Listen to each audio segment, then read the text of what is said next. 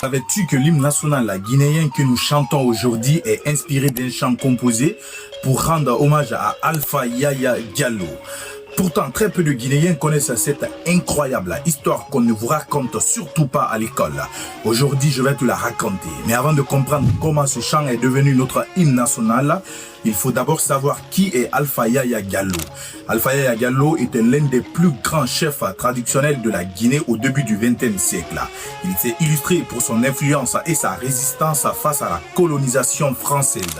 Son courage et son prestige étaient connus bien au-delà du Fouta. À cette époque, le gouverneur colonial organise une grande conférence à Conakry et invite les chefs de canton de toute la Guinée. Certaines mettent plusieurs semaines à parcourir le pays pour rejoindre la capitale.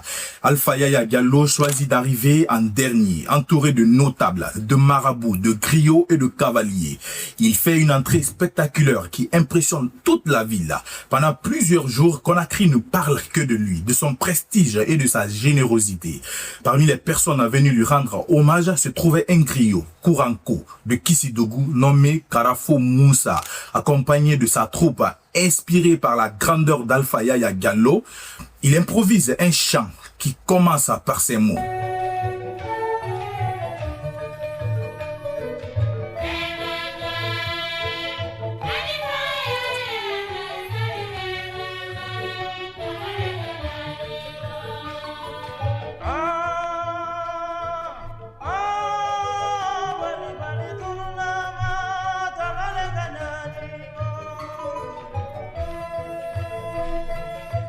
Le chant émerveille immédiatement l'assistance.